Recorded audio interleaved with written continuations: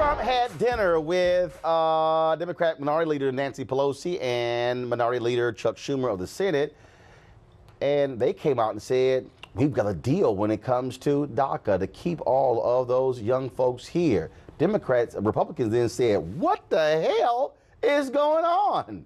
Well, then the White House came back and said, nah, really wasn't a deal.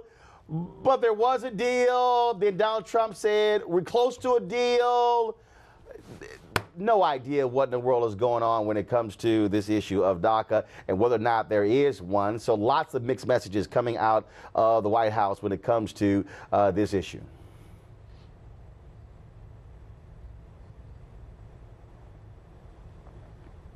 All right, we should have some sound here. I think it's Donald Trump. Is Donald Trump yesterday talking about this here? We're not looking at citizenship. We're not looking at amnesty. There is an eventual path to citizenship in the DREAM Act. Was there really? Let's talk about it with Myra Macias, political director for Latino Victory Project. How you doing? I'm doing well. Thanks for having me. All right. So is anybody else confused about what's going on here? Because to me, they cut a deal. And now Donald Trump got pushed back from all of his right-wing supporters, and now he's trying to wiggle out of that. But he doesn't want to wiggle out of it because he needs a deal because he likes the media attention. Well, first of all, I think it's encouraging that these conversations are happening, but until it's signed, sealed, and delivered, I'm not celebrating prematurely. And as you said, Donald Trump is a narcissist, so he's excited to do something that most Americans really support.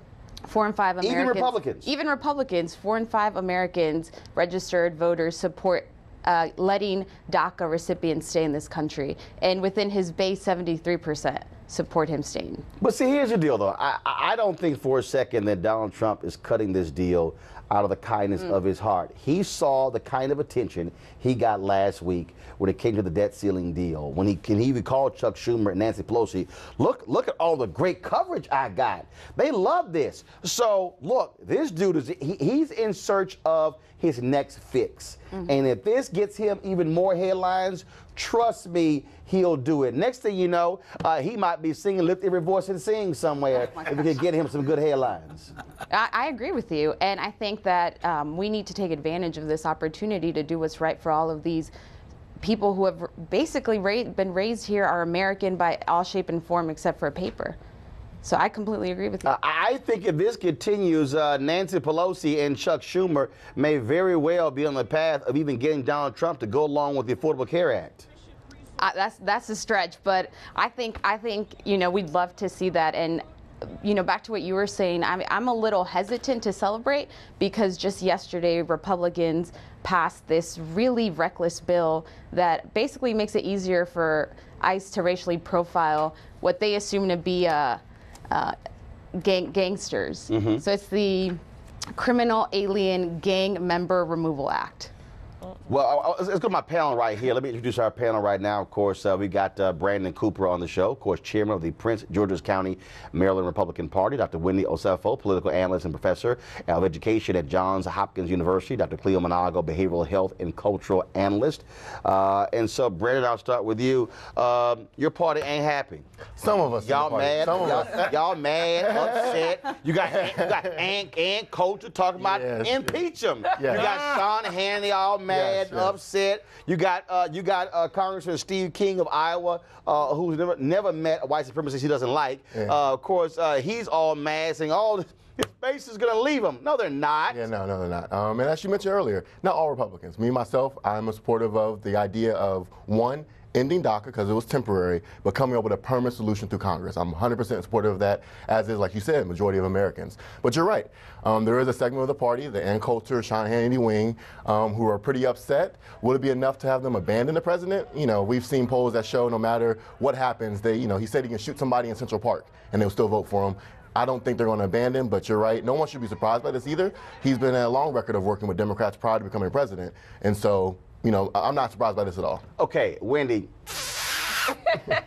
That's Sean Hannity's lips on Trump's butt. Yes. Yeah. Sean Hannity's not abandoning Donald Trump because he desperately needs a Donald Trump, and so he'll throw a little fit. But guess what? Little Sean will fall in line. Absolutely, Lil Sean will fall in line. And not only will Lil Sean fall in line, everyone else who supports Donald Trump continues to fall in line. I am an immigrant myself. I came to this country when I was 3 years old. I'm originally from Nigeria. So DACA has a strong place in my heart, even though I didn't come under the DACA amendment. So I see how it has these nefarious tentacles. However, what we have to understand here is that Donald Trump is not a liberal. Donald Trump is not a conservative. Donald Trump is Donald Trump. And once we start to understand that, you will understand that he is a transactional president. And anything that helps him, and when I say him, I don't mean his party, I mean him, Donald J. Trump, is what he will do. And that is what we're seeing manifest before us today. Cleo, all he cares about is positive media attention. Absolutely. It does not matter. Of course. But of course, also, DACA was going to get some pushback because letting immigrants stay in this country gets in the way of the Make America Great agenda and to improve the whiteness effect of the United States. That's the interruption of that. So, of course, people are going to have to complain and say they don't like it and be mad at Trump. But like you said, I don't think they're going to give up on Trump at this point, not unless he does come out and sing What's Going On by Marvin Gaye.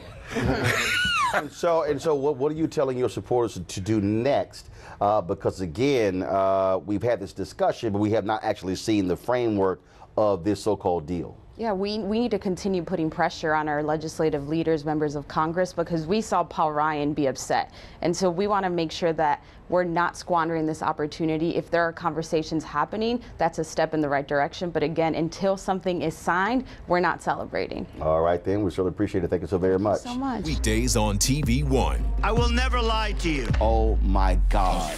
Roland Martin. He doesn't want to talk to us. He wants to ignore us. Uncensored. Hell no. That ain't gonna cut it, boo. Unapologetic.